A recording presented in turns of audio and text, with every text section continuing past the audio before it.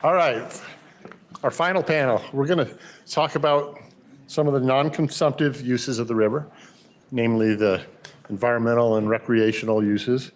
And then because it conceptually didn't really fit anywhere else, we're going to talk about the question that's come up an awful lot in this conference, and that is how do you fund all these good ideas that are being thrown around? So that's what we got here.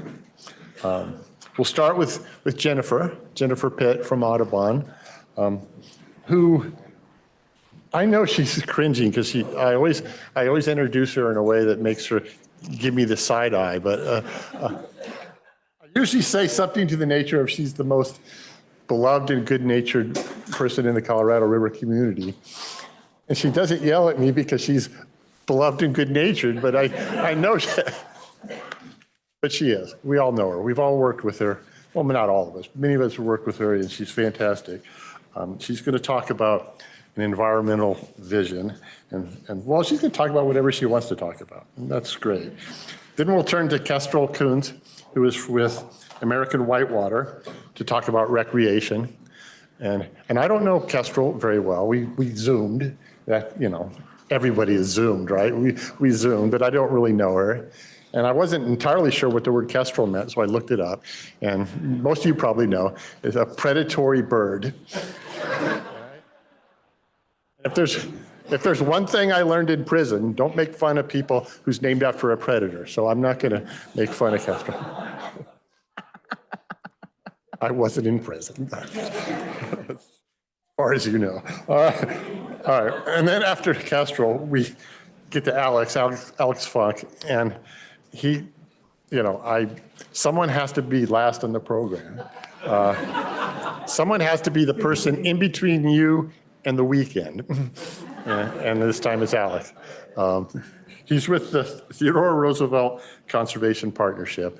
And as I said earlier, he's been involved in a lot of important conversations that speak to this issue of we have a lot of innovative ideas. We don't have a lot of good funding streams to act on those innovative ideas. We have some short-term federal money, but long-term, we need some better thoughts. And so at least that's what I think those conversations have been about. So he's going to tell us what he's allowed to tell us about that process.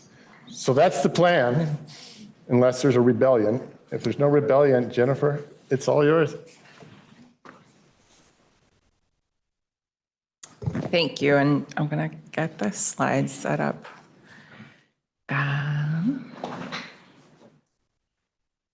Do that.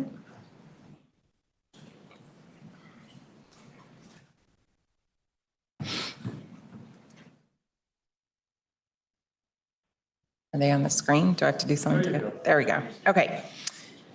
So, hi, everybody. Thank you for sticking it out till Friday afternoon. I know these are the true believers that are left. So, and also just because we haven't done this yet, can we just thank Doug for this conference? Because this has been great.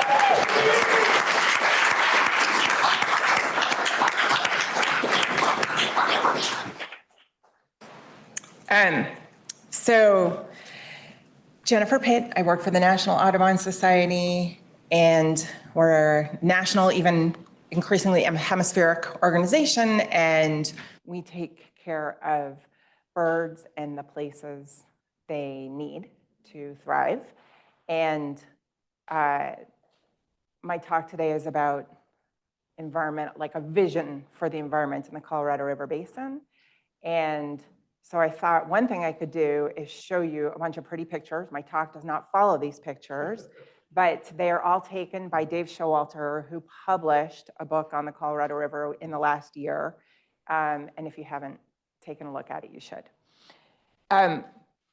So we haven't really talked about how the river, like, what does it mean for the river, to talk about the river and the environment? So I thought I'd just sort of like go through the exercise of like, what is this basin? So, and how does the water work, right? So it starts in the mountains of snow, and then it trickles down the mountainsides through the watershed, ends up in headwater creeks, ends up in lots of different tributaries, finally into the bigger rivers, main stem, through the Grand Canyon, down through that lower basin main stem, and all of it ending up, at least once upon a time, in the Colorado River Delta.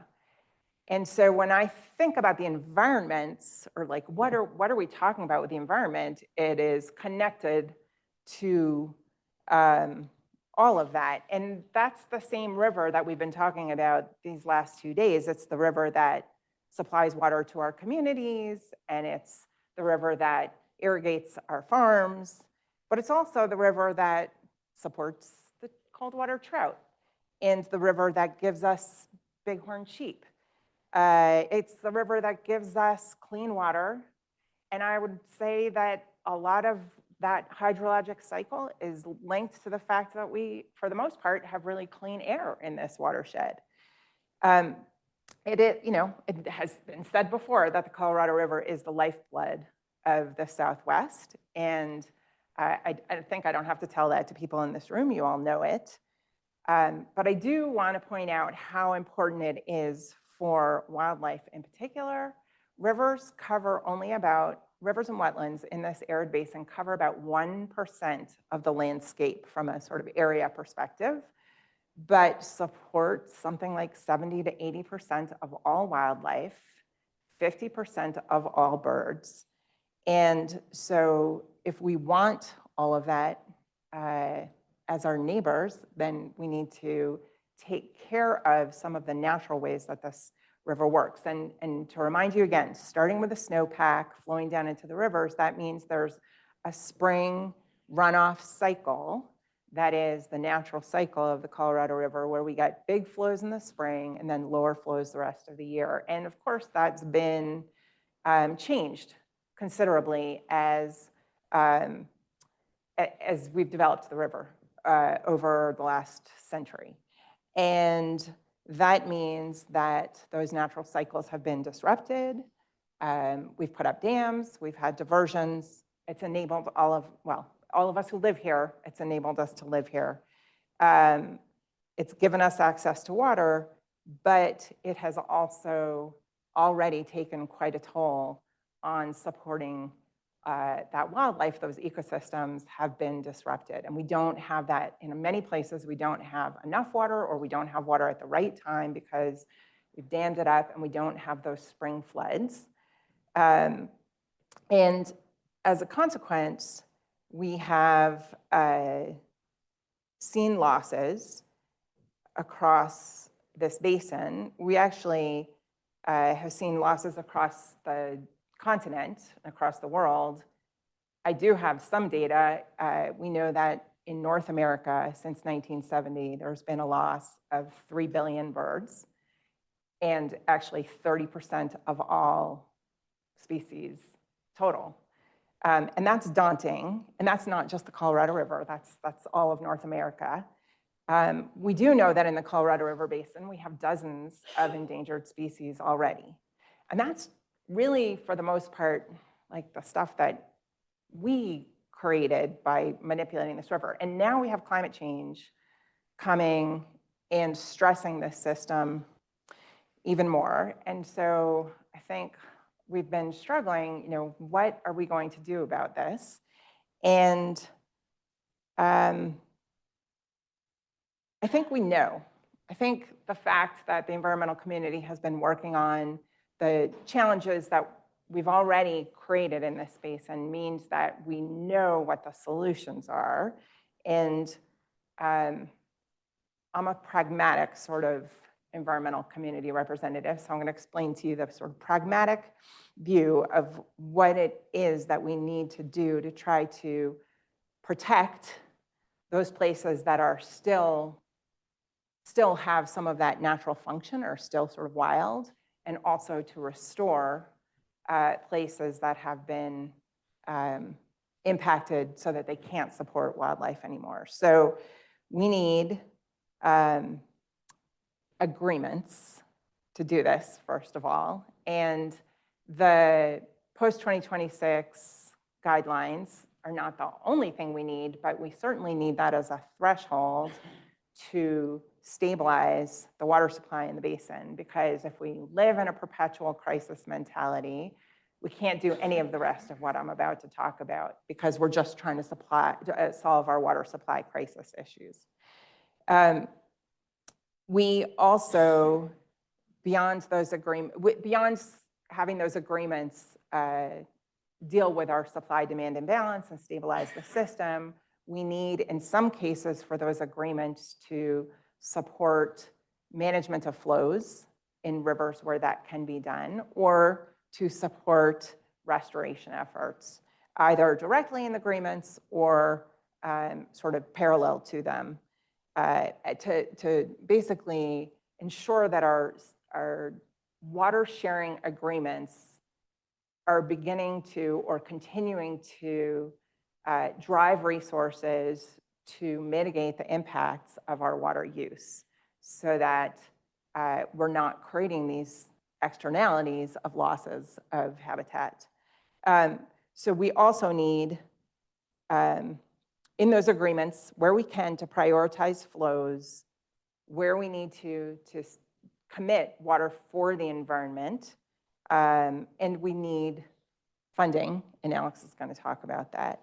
I want to talk for just a second about some of the specifics of cooperative conservation, which is the NGO proposal submitted to Reclamation for post-2026. And in that, we do have elements of talking about flow management, particularly out of Lake Powell through the Glen Canyon Dam, to make sure that the Grand Canyon is protected as best it can be in the context of climate change in a managed system. But we also really think it's important for Reclamation to begin a robust, as Karen said, a robust analysis of environmental impacts of how we manage this system, so that we understand what those impacts are, we can quantify it.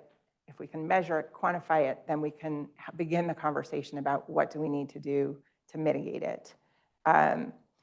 We acknowledge that not all of that can be addressed within the four corners of those guidelines, but we do think that there are some parallel processes.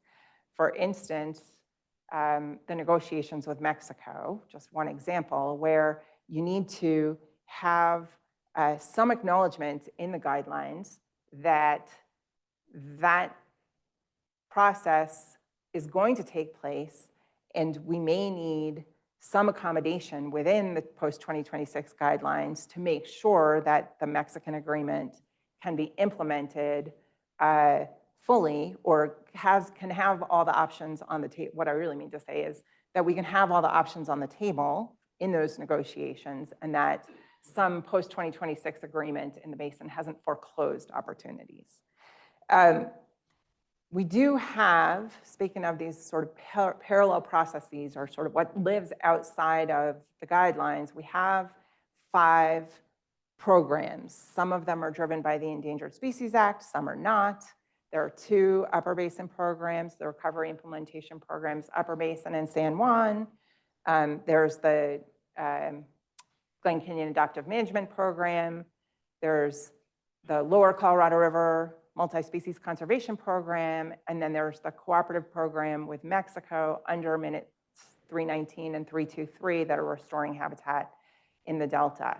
And those all need to be maintained for sure.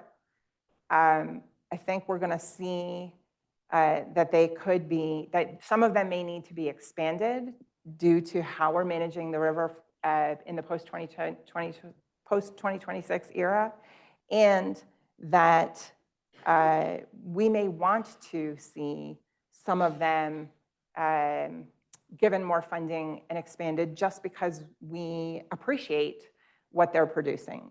We're doing this to ensure that we don't lose endangered species, but we're also doing this because this is our river and we want to take good care of it.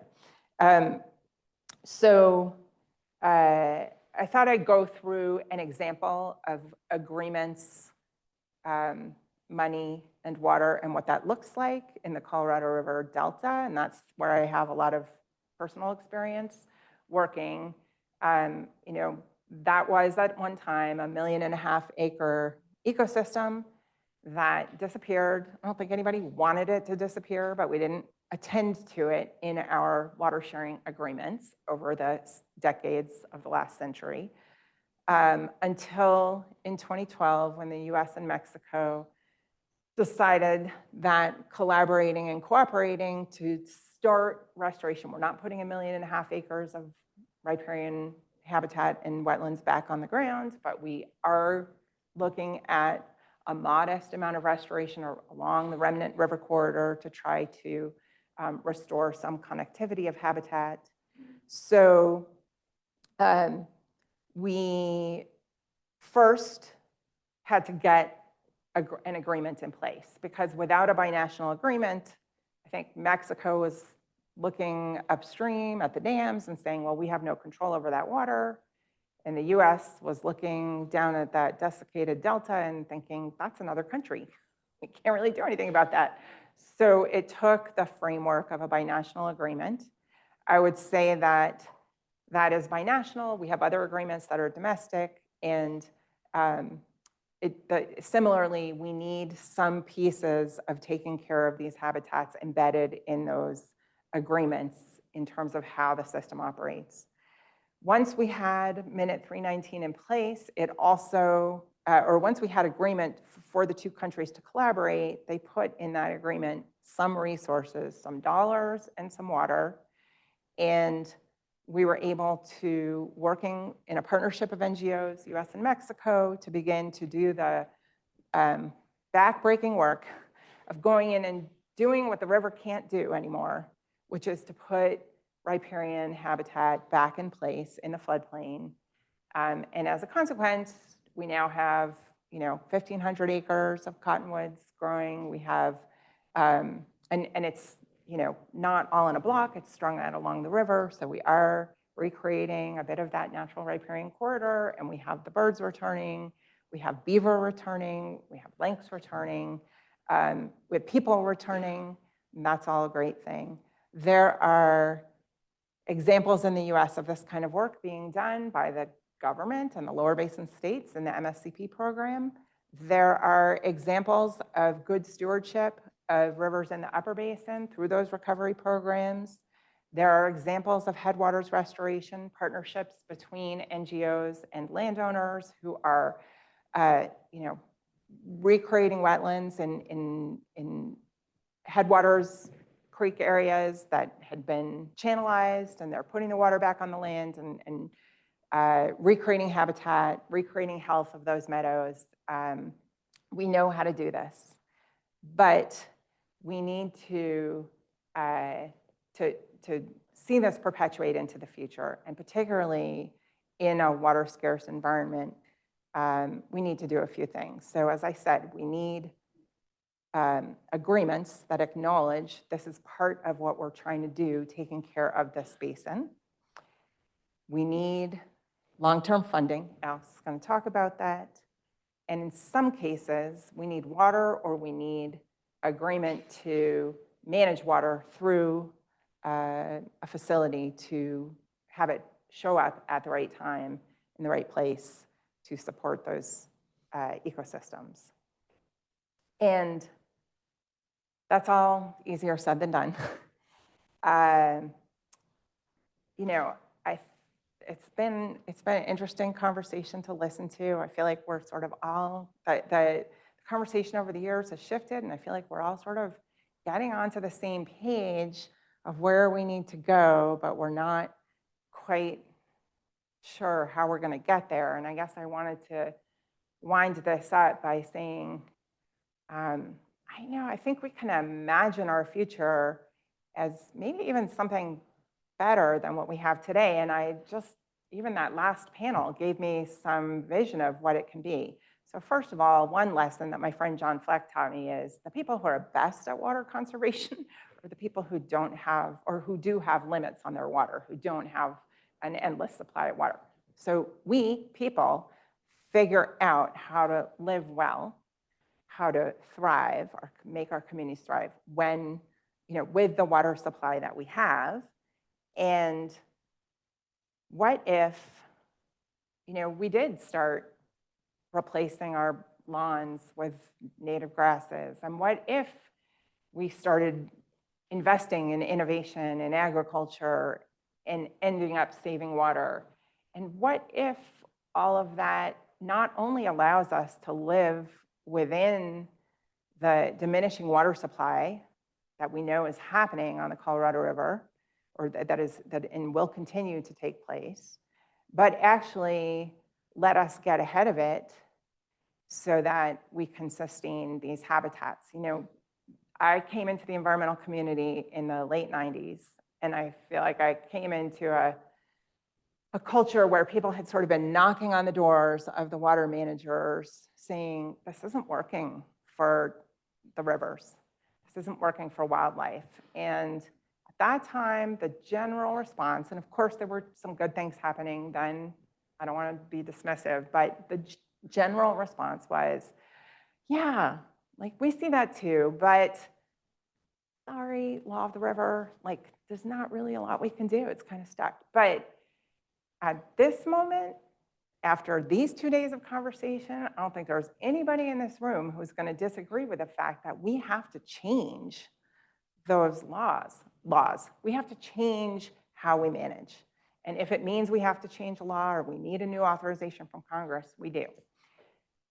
So while we're doing that, can we also address equity for tribes? Can we also address making sure that we are sustaining these habitats that make up this river basin that is the lifeblood of the West? So I'll leave it there. Thank you.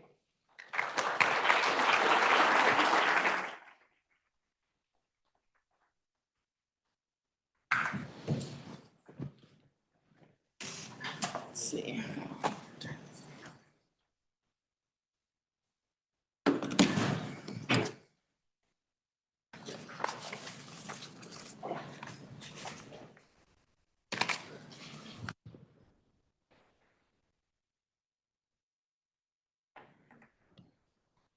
Okay, we're live.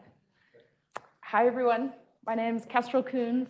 I'm the Southern Rockies Protection Director with American Whitewater. And it is certainly an honor to be here, especially an honor to share this podium with many very impressive water leaders throughout the basin.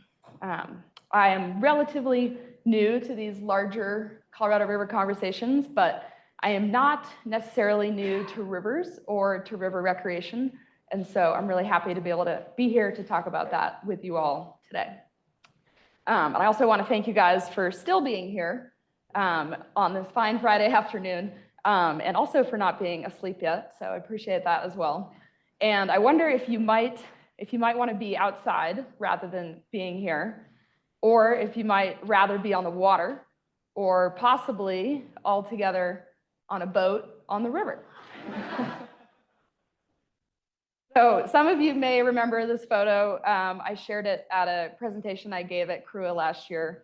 And really, I made this photo and shared it with folks at CRUA because I thought that if I imagined us all on a boat together, that I might be a little bit less nervous to present to you all. And I think it worked again. But also, I think it serves as a really good analogy for how we can work collectively together towards a better future for the Colorado River Basin. And I don't like how many of you guys have been whitewater rafting before? Awesome. Wow. Okay, that was pretty impressive. I think that was like most of the room. But when you're on a paddle boat, especially with this many people, it's really important to communicate really effectively to everybody. And then it's also really important that everybody is working together in order to move that boat downstream.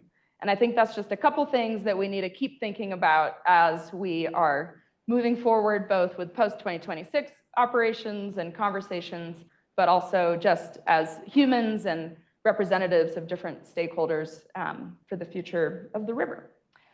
And so I'm here today to actually talk about all types of water recreation, but I will say I'm going to be slightly biased because rivers are my specialty and my passion. But really, water-dependent recreation is any form of outdoor enjoyment while you're on the water or even by the water. And so that's fishing, whitewater kayaking, reservoir boating, water skiing, sailing, canoeing, whitewater rafting, or really just going for a picnic or a family gathering by the water. It's really the water that brings us to those places. And for water-dependent recreation, it matters what the flow of that river is, and it matters what the level of the lake is or the reservoir in order for certain types of recreation to happen. And I actually had never looked up the definition of recreation before because I thought I knew what it was, but I looked it up, and recreation is the refreshment of strength and spirit after work. And I honestly rolled my eyes a little bit at that because I think today it's so much more than that. It is people's life's passion, as is my own, and it's also people's jobs. And so it's something that helps people put food on the table, and it inspires future generations to get out on the water and then also, be inspired to protect some of these places. And so not only do people have fun outside, but as I mentioned, it supports jobs and economies across the country.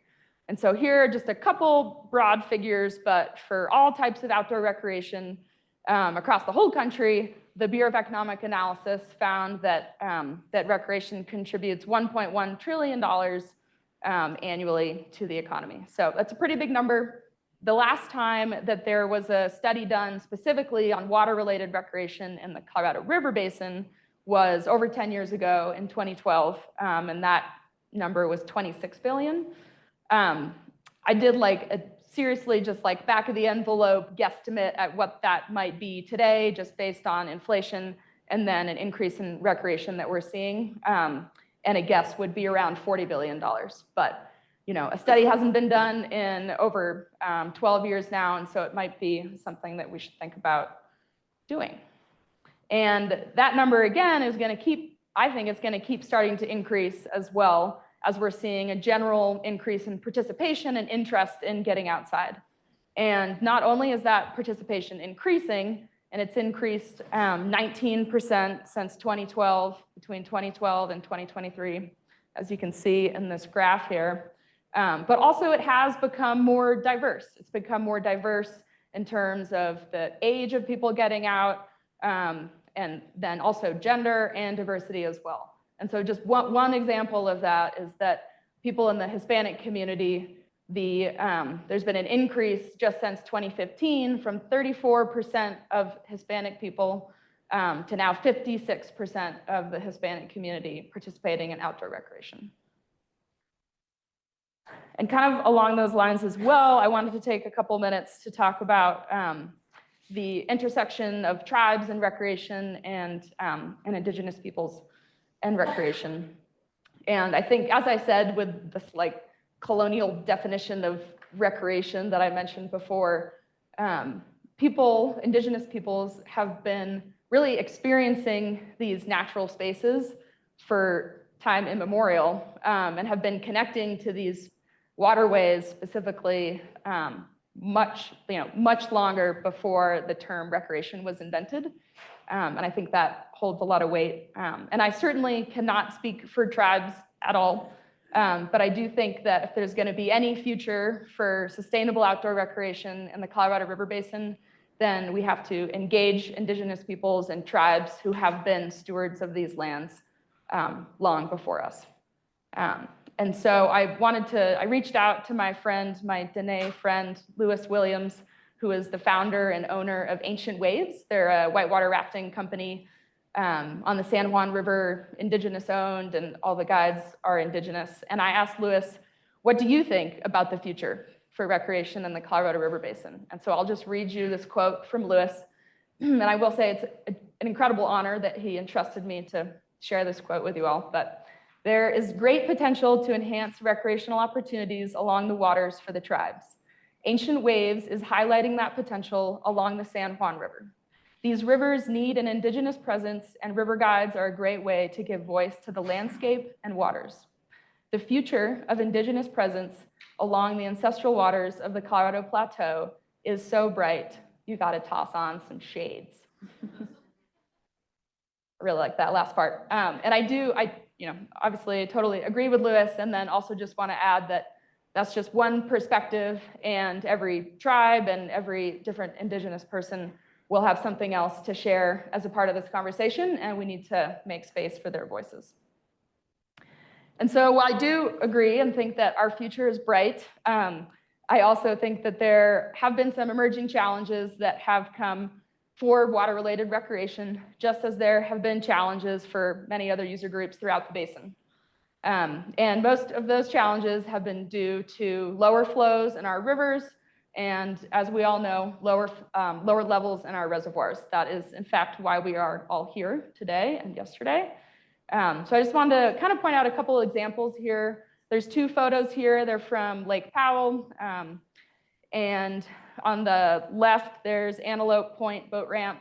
That boat ramp is usually used by motorized users or lake recreationists, and that has been inaccessible for a long time now due to the fact that the reservoir levels are quite low. And then similarly, North Wash is a takeout for the Cataract Canyon rafting section, and that's at the kind of upper ends of Lake Powell, and that has literally turned into a cliff. But not only that, also fishing has been seeing some direct impacts, especially in Colorado, where numerous streams have had closures for fishing and other types of recreation due to hot water temperatures and low flows in those streams. And this has happened on numerous rivers throughout Colorado and throughout the basin, but particularly on the Yampa River, the Eagle River, and the Colorado River as well. And then last but not least, the actual flows in the rivers have declined as well. We've seen some of the lowest flows in the Grand Canyon that we have seen for decades, and that has led to just a decrease in the overall experience. There's also been some important studies out there that show what the willingness to pay and the economic value, how that differs based on the flow in the Grand Canyon and in other rivers as well. And so I bring kind of some of these challenges up to point out that, and much like Jennifer pointed out, that we need to quantify like what those impacts are going to be for the environment. And similarly, we have to be able to quantify what those impacts are going to be to outdoor recreation. And so one solution or one strategy that we've used to figure that out is that American Whitewater and a few other organizations have worked to actually quantify what river flows support different types of recreational opportunities throughout the basin. So you can see here, this is a geographical map of the Colorado River Basin. I apologize, Mexico, you're not on the map. But you can see that about a quarter of the river recreation miles throughout the basin, we've been able to quantify exactly what flows, what CFS supports a minimum navigable, an acceptable, or an optimal recreational experience. And as you can tell, most of those studies have actually occurred here in Colorado, and there's actually a reason for that. So in 2013, the CWCB published their non-consumptive needs toolbox, and that highlighted American Whitewater's methodology for determining flow preferences for river recreation. And since then, we've been able to incorporate those flow study results in stream management plans, and they've been used to inform watershed management throughout the state and also throughout the basin where we've had other studies as well. And so now that we have that data, or rather, even though we have that data, recreation is still often left out of the conversation. Although I will say that in this moment, we are at the table, so thank you. And I wanted to highlight just like a couple opportunities for how we can further use this information that we have, where we can connect quantified recreational flows and actually use it to inform improved management.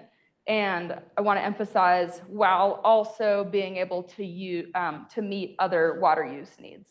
And so as we learned with the environment as well, as water moves downstream between different water users, between different reservoirs, it often provides important opportunities to have water in the river that support recreation. And so I just wanted to highlight a couple examples of what this might look like.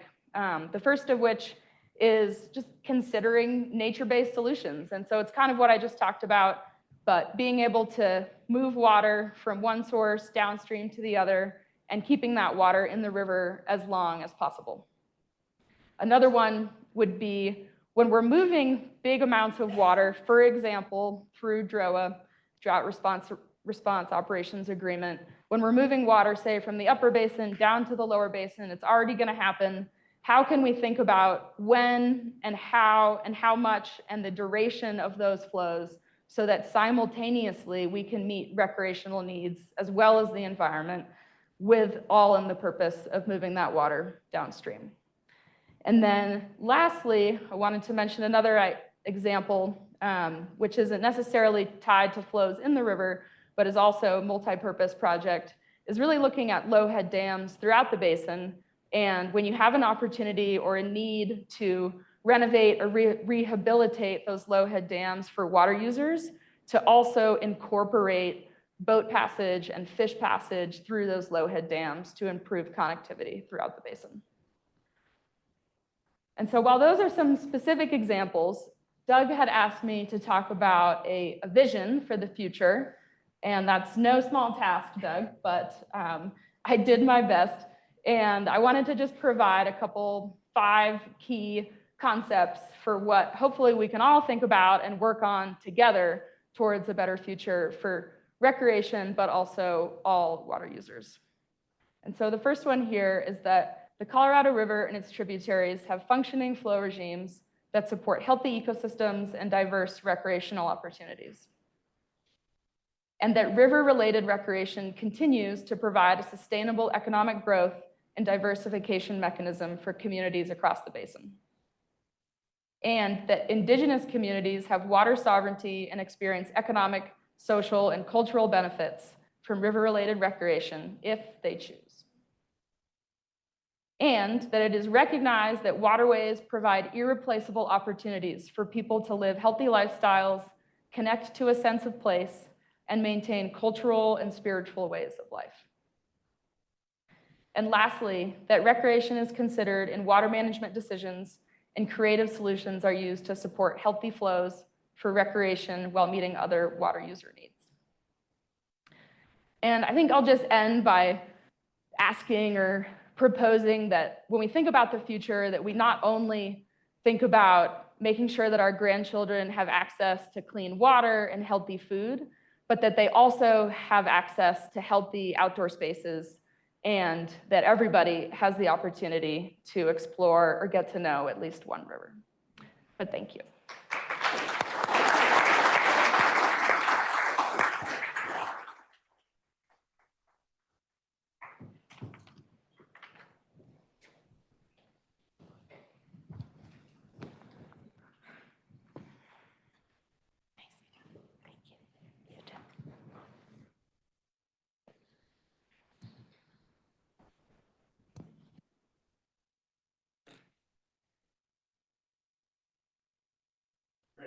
Good afternoon, everyone.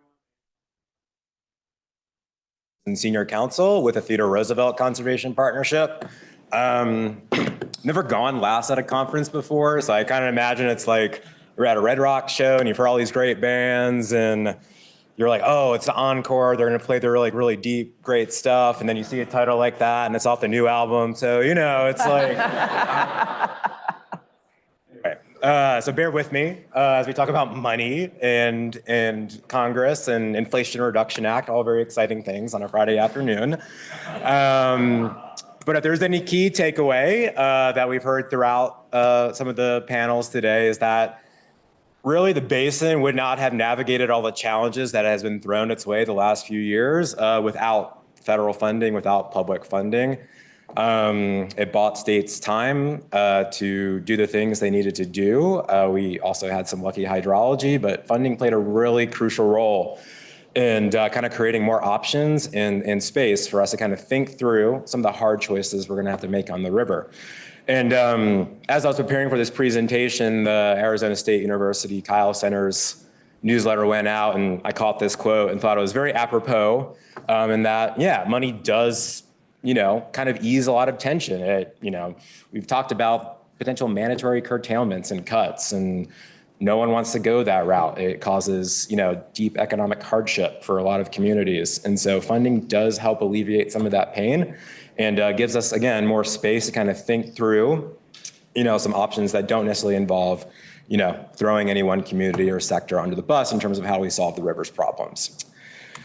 And we have been in quite the heyday of public funding of late.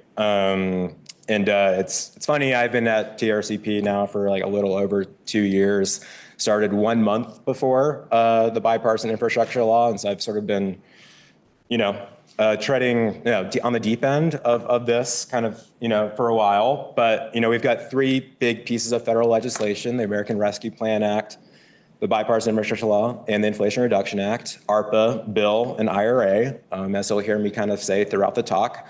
And these infused billions of dollars for water-related investments, the largest such investment in our country's history. And I think we've heard some of those big numbers, both here and in the news: $8.3 billion for Western water projects through reclamation. We have $2.5 billion for tribal water rights settlements, $4.6 billion for drought mitigation through the Inflation Reduction Act. And that's just reclamation. We've got $20 billion in climate smart ag through USDA. We've got a ton of funding through the EPA to address clean water access issues. I mean, there's just been a huge, infusion of funds over these last few years. And I should say that states have really gotten in on the action too. So Colorado, I think most folks know about Prop DD. This was a 2019 ballot initiative, put a tax on sports gambling here in Colorado to fund the Colorado Water Plan. That has actually exceeded expectations, thanks in part to the Nuggets. Sorry, I haven't gotten over that loss yet. But it's gotten so, that funding stream has exceeded expectations to the point this last legislative session, there's gonna be another ballot initiative this fall asking to remove the cap and to enhance funding for that. ARPA funding, Arizona put $200 million of its ARPA funding towards water conservation and efficiency. They funded around 890 applications that saved somewhere between 3.2 million acre feet to 5.5 million acre feet, enough water for 6 to 11 million people. And then New Mexico passed really significant legislation creating a legacy fund to leverage federal funds. And so all to say, we've really seen a lot of attention in terms of how public funding can begin to address some of the challenges that we're facing in the Colorado River system. And again, you'll kind of hear me say this throughout, one of the key takeaways from this infusion of funds is that, it really bought states, tribes, other negotiators at the post-2026 table time to really avert that short-term crisis, right? I mean, June 2022 seems really a long time ago, but, Commissioner Tootin was in front of Congress talking about 2 to 4 million acre feet a year. We were crashing towards Deadpool. And, a big byproduct of that testimony was the Inflation Reduction Act, which included that $4 billion. And that funding has allowed to, sort of hit the brakes on that crash.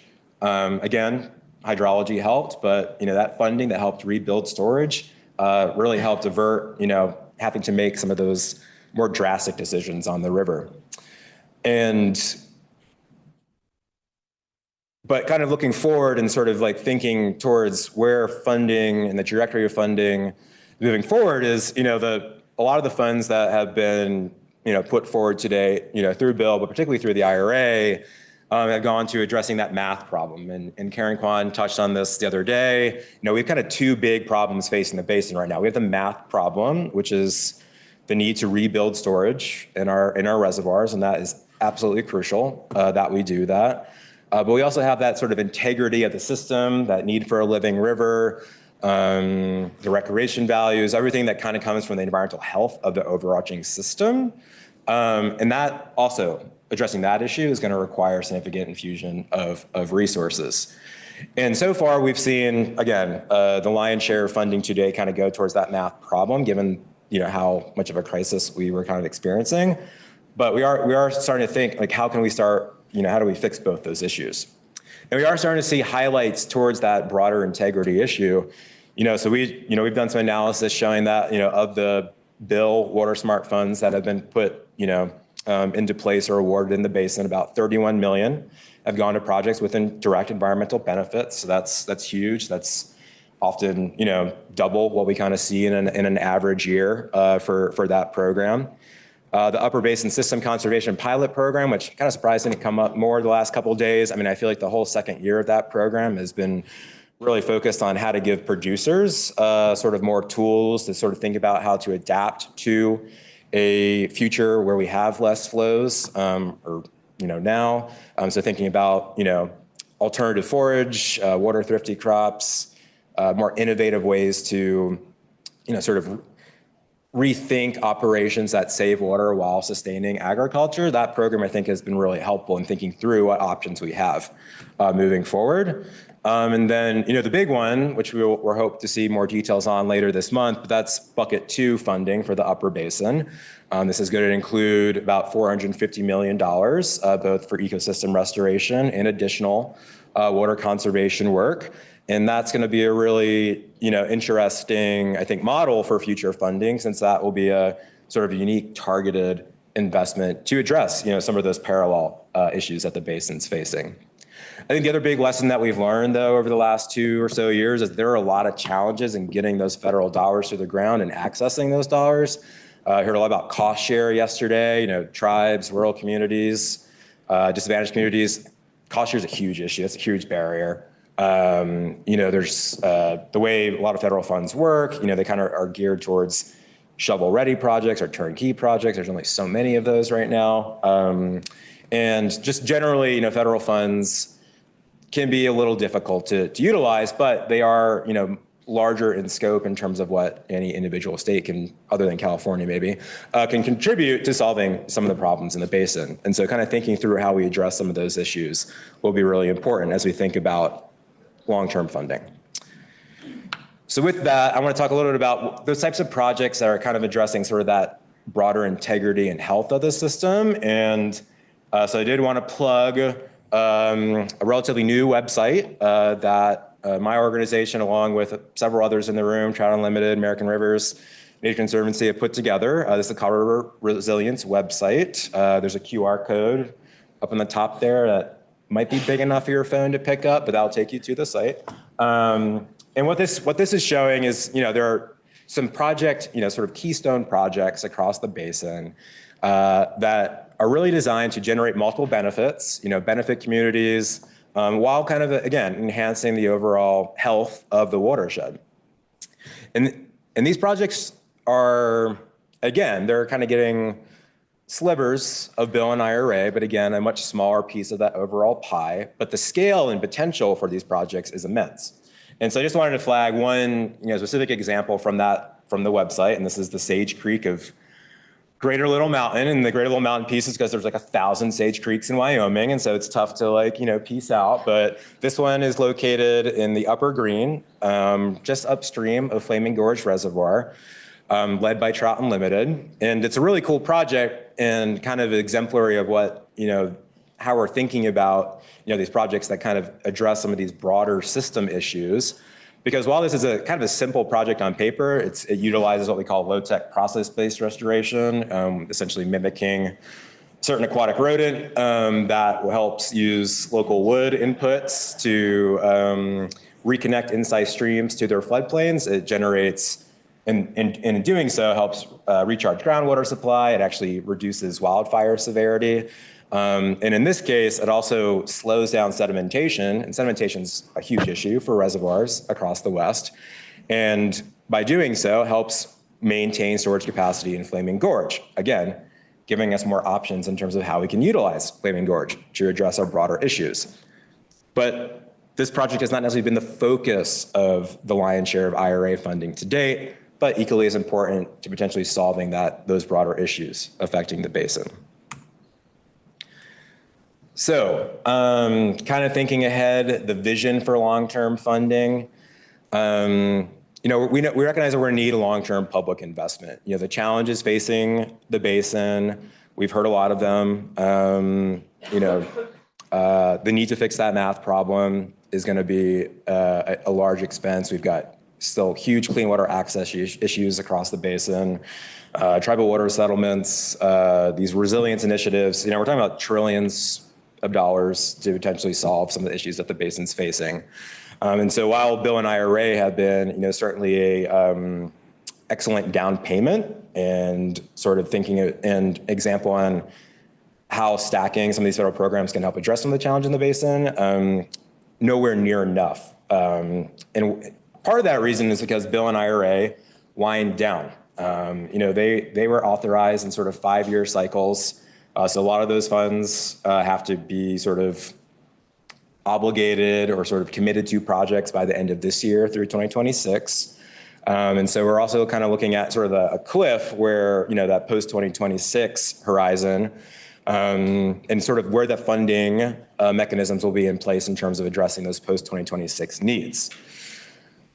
And, there's some conversations happening right now, both in part based on, what we're seeing with bill and IRA implementation, but also recognizing that, if there is going to be a post-2026 agreement, that will likely require potentially some public funds to execute, and thinking about sort of what that looks like. And without getting into too much detail, some of the considerations that are being discussed in terms of what that long-term funding vision looks like is that, for starters, we need a more, funding stream that has more basin focus.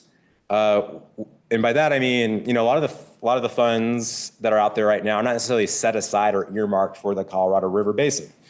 Let's use Water Smart. It's the flagship program for reclamation. Those funds get distributed across 17 states. So, the Colorado River Basin is competing with those funds with the Rio, the San Joaquin, the Great Salt Lake, other basins that are arguably facing very similar issues crashing at the same time. Not necessarily like all flowing in a kind of like predictable way to addressing one basin's challenges, and sort of uniquely designed to reflect the, sort of unique nature and issues affecting that one basin. The other one is diverse perspectives. What we're seeing a lot right now, or sort of the traditional model with some of the funding decisions that are being made, is that a very small sort of select group are making a lot of those funding decisions. And there's certainly been public input opportunities to like inform that. But, I think there's certainly more room for all interested parties within the basin, tribes, states, the conservation community, agriculture, local governments, to have a maybe bigger role in sort of how those dollars are targeted to address the challenges that we're facing. And there are examples of other large watersheds in the country that have looked at that model and do sort of have that sort of more sort of advisory, sort of driven approach in terms of how we make some of these funding decisions. The second one is portfolio resilience investment. So again, what we're seeing to date is, if you think about sort of a menu of options to address the challenges facing the basin, we're seeing funds flow to a, 1 or 2 or 3, where we could be, sort of spreading that out through all the tools at our disposal. So thinking about how to, more equitably distribute funds across sort of all the tools in our toolbox to address those 2 key problems affecting the basin. Future funding also has to recognize that federal funding historically has been and remains to this day very inequitable in terms of access. If you kind of look at, there's been really great research on this, looking at bill in particular, finding that, funds tend to flow to the coasts, to large cities, to urban areas, entities that have large capacity and the ability to kind of go after some of these larger federal funds.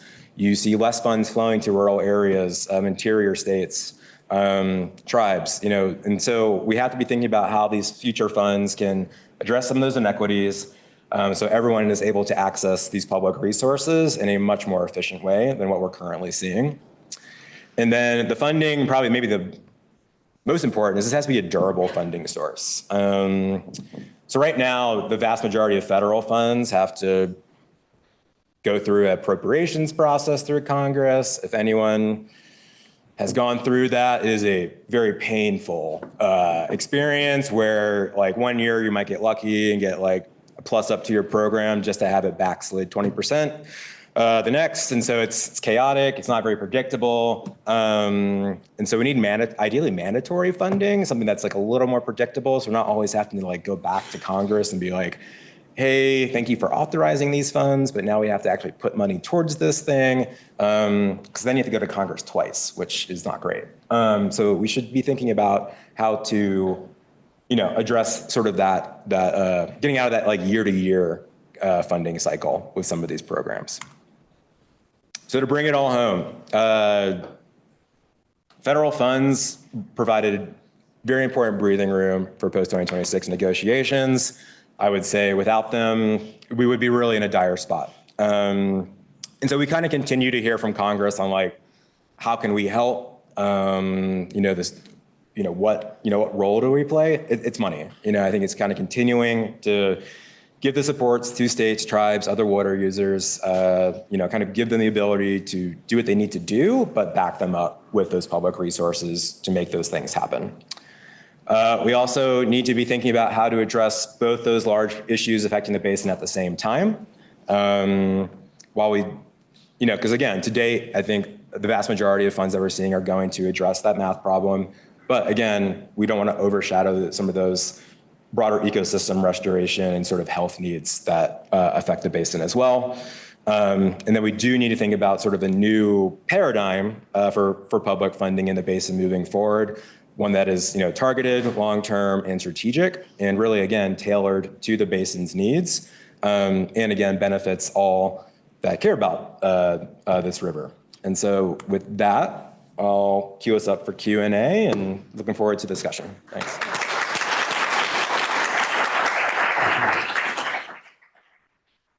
Thank you. Celine, is it you or is it Jason this time? It is me, and I have a special request. Can we put up Kestrel's awesome raft image for a second? Or is that too much to ask? That's too much to ask of me. Annie will do it. Why she does that? I can start while they're getting it put up. So last night, someone mentioned to me that I can be a little buttoned up at work, and I am fun. And apparently, at the end of the day, if you ask a question that makes our whole panel laugh out loud, we will ask your question, even if it's not the highest ranked question. And I'm actually going to ask two of them. So let me find it. Things are bouncing around here. Where'd it go? It's coming. Okay. Sorry, I'm looking for the question.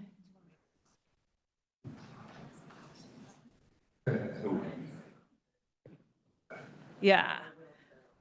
So the one that made me laugh was, it's also important to have a tyrannical guide. Who do you recommend assume that position?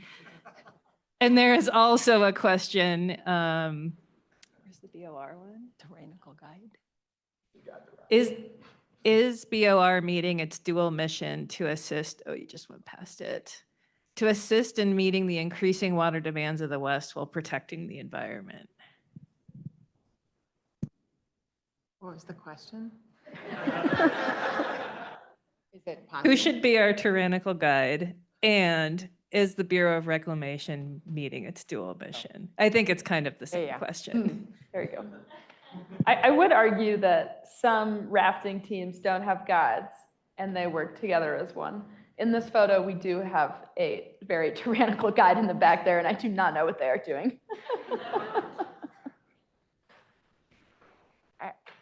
I think we've learned the lesson that like, you can't put this on one person or one institution, because no one entity or, even like us, like you got to be inclusive, because otherwise you don't get all the values. Like, this river is the lifeblood of the West. It's the platform on which everything else depends. And if you're only taking care of a piece of it, you're screwing it up for other people, because it's just one river. It's just one river. So ideally, you can be organized. Like, I think the best kind of leadership in this case is like facilitative leadership. And I think that's the model reclamation's trying to follow. But, you know, it's messy because we have politics and economics that pull out in history that causes things to, like certain entities to have outsized influence and others to have undersized influence. But I'm heartened to see, for instance, attendance at a conference like this grow over the years, because that means more people are paying attention. And the more people pay attention, the more voices we hear in this dialogue, and the more likely we are to reflect the full breadth of values that we want to see this river managed for. I think Jennifer said it really well. Anything for you, Alex? In terms of the guide on the river right now, I think the first thing that came to my mind, and they've all dispersed, but you know, we've seen more media attention on the river, I think, than I've ever seen the last few years. I mean, we had dead bodies coming out of Lake Mead and all these national headlines, and I feel like that has played a huge, maybe mixed bag role in terms of like what solutions have kind of risen to the top, so to speak, in terms of how to address that. You know, we still have members of Congress floating ideas of like floating icebergs from Greenland and things like that. But I will say, like, they're on notice. I mean, and I feel like that alone has been a huge sea change just in the last few years, and that this is like an active dialogue in DC. And I don't think we had that same attention, you know, prior to, you know, some of the, you know. So I will flag that that is driving some of these conversations, good or bad, right now in terms of, you know, the direction of sort of where we're seeing some public support for addressing the issues.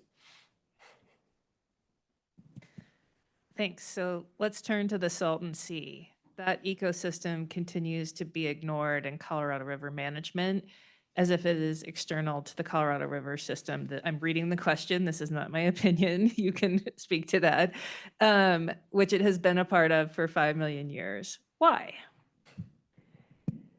So the Salton Sea is enormously important. It is, you know, it was sort of ephemeral in prehistoric times. It was part of the delta. And so sometimes there was a sea there and sometimes there wasn't. The delta, the river's delta shifted back and forth between the upper Gulf and that inland basin. Today, California has drained almost the entire Central Valley so that all their wetlands are gone, and the Salton Sea is one of the remaining places that birds use, so it has incredibly outsized importance. And it also is located in the poorest county, I think, in California. They have the highest childhood asthma rates. Is it ignored maybe because it's really far away from Sacramento? Have we not adequately built it into how we think about balancing the system? I mean, I think the QSA, which is sort of the beginning of the reduction of inflows to the Salton Sea because it was a big water transfer from the Imperial Irrigation District to San Diego. The deal there was that the state was supposed to agreed to take on sort of the full burden of mitigation there. And then it was like later found, I'm going to get this wrong, but later found that the state constitutionally couldn't take on an undefined or an unquantified burden in that sense. But nonetheless, they have dedicated hundreds of millions of dollars to do habitat restoration and dust mitigation at the sea. And if you really want to know why we're having so much trouble, talk to my husband, Michael Cohen with the Pacific Institute, and he spends all his time on the Salton Sea.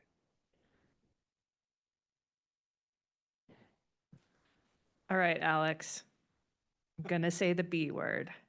What programs and funding are available to support beavers and the restoration benefits they provide?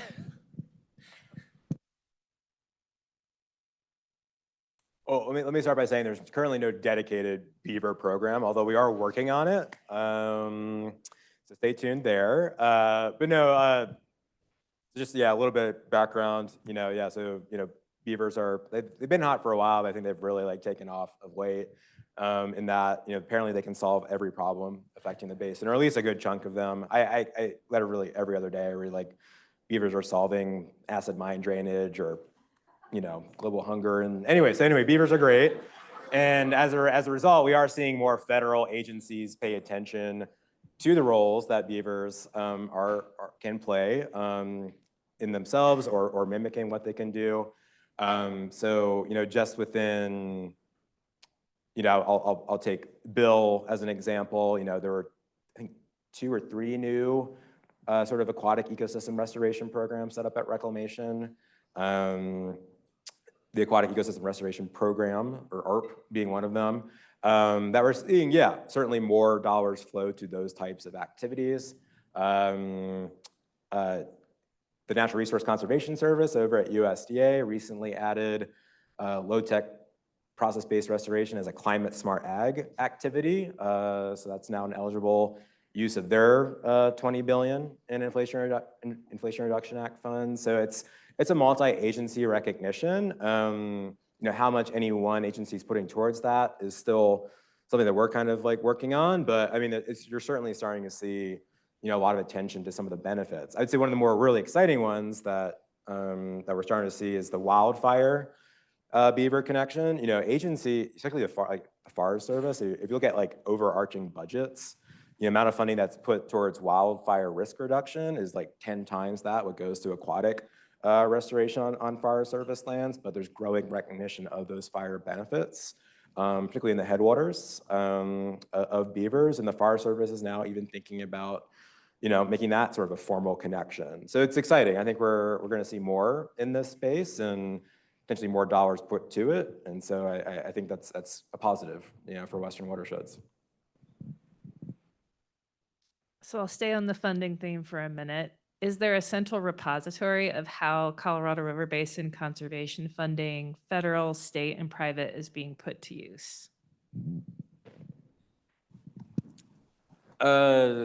Yeah, so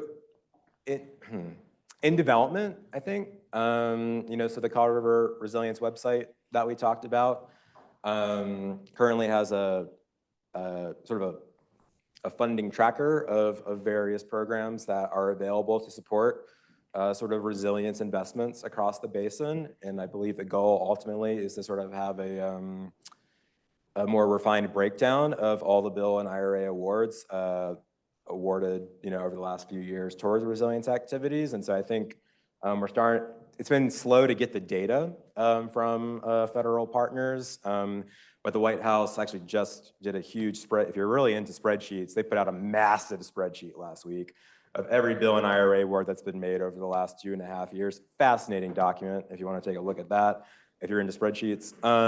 So I'll just say we're getting more, I think we're getting a better picture of that, and hope to have more sort of information on sort of the breakdown of those investments here soon. All right. So Kestrel, there's a question for you. I had to look up the acronym. The outdoor recreation economy has a unique advantage for spanning across party lines. How do we strengthen or grow recreationalists as a voting bloc to improve Colorado River policy? That's a great question, and I think a great point raised as well. And American Whitewater, and not just us, but I think other outdoor recreation organizations out there are really proud to be bipartisan. And I think, just by the fact that everybody in this room raised their hand and said that they've been whitewater rafting, like most people out there have been able to, spend time outside and smile because of it, regardless of, what party you support or what your, other political views are. And we've had some proven success over the past 50 years as an organization, to show that people across party lines can support outdoor recreation, whether that's getting funding to access, or whether that's realizing that rivers, free-flowing rivers, and other protected natural spaces provide these opportunities. We have been able to have success in Congress, although recently it's been a little bit more difficult. So I do think that there's hope for the future, and I do think that people on both sides of the line can get excited about and can get behind policies that integrate and support outdoor recreation, not as the only use, but as a part of larger efforts. So this one's for you, Alex, and I'm going to combine two questions. Can you speak to the role of private investment? Is it too small of a role, not durable enough, and do we need more? And then I'll tap on, there's a question about EIB or resilience bonds, kind of along the same theme. So there's certainly a role, I think, for private funding, corporate funding in the basin. You know, one of the big limitations for a lot of federal funding streams is that they're based on reimbursement. And so, you know, a lot of entities don't have that upfront capital in hand to do projects. They have to kind of wait for this large federal grant to get, you know, reimbursed for the work that they're doing.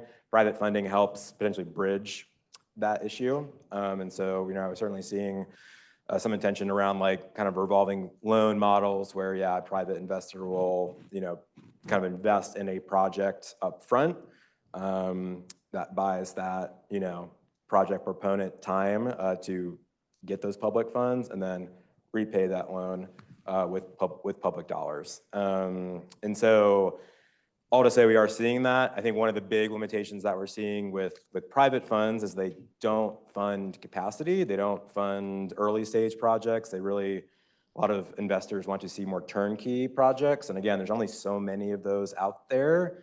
And so I think, again, like it's probably a scenario in which we're kind of blending all these things together and kind of investing maybe public funds on that early stage work and private capital is helping with more of the shovel-ready work. But I think there's a role for both, but anyone's not going to cover all the needs out there. All right, I think this one's for you, Jennifer. What's on the docket for Audubon Society along the river, given recent legal changes like new ESA regulations and Colorado's bill filling the Sackett hole? I'm not sure. I think I might need to phone a friend. I don't work in the state of Colorado at the legislature, but I will say that generally, we are invested in not only making sure that the guidelines that reclamation is working towards and the basin is working towards can accommodate the kind of protection and restoration work that we want to see going forward, but we're also working on projects. So I talked a little bit about the Colorado River Delta. We have a project on a ranch in Colorado where we're working with the landowner trying to do meadow restoration. We're working with the tribe in the lower basin, putting habitat back on the river where it doesn't flow anymore, similar to what's in the Delta. So broadly, we're working in Arizona to make sure that as Arizona's water supplies off the Colorado River become more limited, the state doesn't cannibalize their groundwater to the point that they have unsustainable development. In other words, working on rural groundwater reform. That's what's on our docket. I don't have the expertise to answer the Clean Water Act work in Colorado. So can any of you estimate the money needed basin-wide for compensation of foregone water, whether it's system conservation or to tribes, to balance demand? Is it reasonable to compensate that perpetually? I don't no even know if we want. Is there a name for that number? I mean, it's like, Yeah. And I don't, and I think maybe the fact that we're all like shaking our heads raises the question about like, is that really a thing that we're going to be able to do? I mean, prior appropriation and the establishment of Western water on a sort of basis of property rights is something that people fervently believe in, and yet in a context where supply is declining, I don't know if we can in perpetuity pay to compensate people for a system that seems to have, is not inherently prioritizing making sure that there's like critical urban water supply available. And so I don't know if that's sustainable in the future. It probably is for a while because we need to, we need to move through this transition. But in the long run, not only can we not define that number, but I also don't, I think the fact that we can't define it might speak to the fact that it might not happen.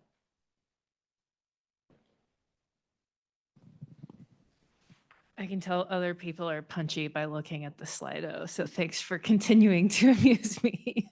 Alex, people are asking if you're going to BeaverCon. There's a suggestion that those who like stay to the end get to go on a raft trip to check all this stuff out. So I am having to sort through those. But there are some real questions in here too. I am going to BeaverCon though. People should go to BeaverCon. It's here. So plug. Are the diminishing flows negatively impacting the restored areas in the Delta and along the Arizona-California border? And are there thoughts on how to address this ahead? I mean, the flows to the Delta effectively stopped occurring on a regular basis half a century ago. So that was really before we saw climate change and its fullest impacts that we see today taking its toll. That's just the history of the development of the Colorado River Basin. So people always ask us, are you, how's climate change impacting the Delta? And we say, well, it was kind of already dried out before climate change got here. We are, however, using water in restoration. And by the way, I neglected to mention this before. The Delta is actually flowing right now. It's going to flow for about 6 months this year. It's not the full reach from, not flowing from the US border, from the final dam on the river all the way down to the Gulf because there's a big groundwater cone of depression right at the border. And when you send water over the channel, over that depressed groundwater, the surface water infiltrates. And so you lose a lot of your water supply. And we wanted it to travel as far as it could down the channel. So we're bypassing the dry reach and putting it in about 40 or 50 miles downriver. And it's traveling that final 50 miles into the estuary. And it's running right by these beautiful big restoration sites. And yeah, if you ever get the chance, go see it. It's going to run through early October this year. And we will have flows in either or both of 25 and 26 because we have some more water available under the minute. But we need to make sure that the steward, the river's not doing the work to recreate these habitat sites in the Delta. It is people, it is my NGO colleagues in Mexico out in the hot sun doing back-breaking work to remove salt cedar, put in irrigation systems, and plant cottonwoods and willows and other native plants, and then take care of them year after year because that's the only way to keep them healthy and thriving. And we do take into account, so here we're getting back to the climate change piece, as the water supply in the lower basin gets cut in order to accommodate the shrinking river, and there are shortages and commitments to reductions that have been made in the US and parallel in Mexico. Some pieces of the water supply that's been dedicated for the environment in the Delta are getting cut as well. And so we, in our water budgeting, thinking about how to sustain these sites, are taking that into account. In some cases, it's driving us to raise more money through our private water trust to make sure we can acquire more rights so that we know that we will always have enough water to keep those habitat areas thriving, but I will say that it's clear that these sites, as long as I can imagine, we are going to need to be taking care of these places in the Delta. Below Hoover Dam, we are going to need to be taking care of the habitats that we put back on the landscape, and we are going to need water for them. We are going to need money to get staff out managing them. They need to be stewarded. And so to me, that says we need funds. And that to me also says we need people connected to these places, because if we people don't connect to these places and appreciate them, we are never going to have the political will to raise the funds that we need to support them in the future. So why not lobby Congress for something like the Great American Outdoors Act? It guarantees $10 billion in funding for 5 years to meet deferred maintenance needs on public lands. I'm not sure I totally understand the question. Can you repeat it? It's asking about lobbying Congress for something like the Great Outdoors. Something like the Great Outdoors Act. Great American Outdoors Act, yeah. Yeah, I mean, it's a good question. And I think kind of going back to the previous question and the point that we do have a lot of bipartisan support around recreation. And I think we can try and use some of that momentum to direct more funds to Colorado River Basin issues. But as Alex has talked about, we've already had a lot of investment from the federal government into solutions and the future for the basin. And I mean, I'm hopeful that that can continue. I think Aora can be an example of that, but I also think it's, a very different problem that is solving for. Yeah, and I guess I'll just add, yeah, I mean, we're at an interesting spot with Congress, we'll see kind of what happens with this election. But, if you look back at, the last administration, one of their signature, victories was permanent funding for the Land and Water Conservation Fund, so no small task. And so I think all to, Kestrel, others' points that, I think be it open space or recreation or the outdoors, water, we're still seeing bipartisan interest in addressing those issues. I mean, the bipartisan infrastructure law shows that there is, kind of continued will across the divide, so to speak, to, solve some of these problems. The cynical view on that is that the one Republican senator from the basin who voted for that is leaving Congress, so that's not great.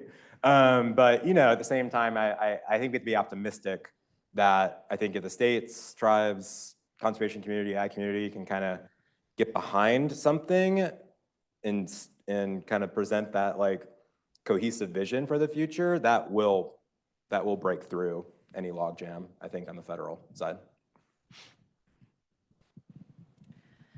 So we've heard a lot about spicy issues and spicy eras at this conference. What does that mean in the context of this topic? And is this now part of our lexicon? Well, I think this photo is kind of spicy, and whitewater rafting is often spicy. And I've been in some situations where just bringing up recreation as a part of water use discussions has been a spicy journey, and it's been hard to have conversations about how can recreation be at the table. And I'm really encouraged by conferences this year and other opportunities for recreation to really have a voice at the table. And while I think spicy can be exciting and fun sometimes, I'd rather it not be as spicy some other times as well. And I think in order to achieve that, I think we really do have to have all of those voices at the table, whether it's recreation or the environment or other water uses. I think, try to get the spicy part in here. I think so I feel like I read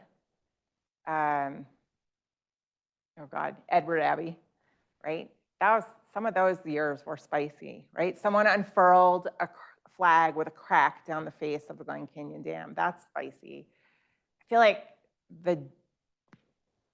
what we've been trying to do in the conservation community in the last few decades is move away from some of that like fist shaking, spicy attitude, and instead get to know the water users and the water managers and figure, that wasn't working that well, at least not in Western water and Western rivers. So our approach that has been working has been to get to know everybody, to get to know their tastes, to keep the analogy going, and to figure out, how to merge our interests with the interests of water users, how to make a bigger pie of a flavor that all of us can enjoy so that we can all have a good meal together.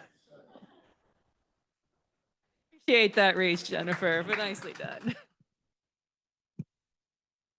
I think my spiciness is more just that I think we continue, whenever we bring up the environment or recreation, it seems like this like add-on, this thing that shouldn't be prioritized. You hear things like, oh, but the Grand Canyon, is fine. So why does the environmental community care? It's bigger than the Grand Canyon. There's headwater systems that are literally on fire. So to me, it's more like, yeah, we can dump all the money in the world on refilling our reservoirs, but if the basin as a whole continues to crumble, like, does that matter? And so to me, like, it's that we have to address all those issues at once, and that shouldn't be a spicy hot take.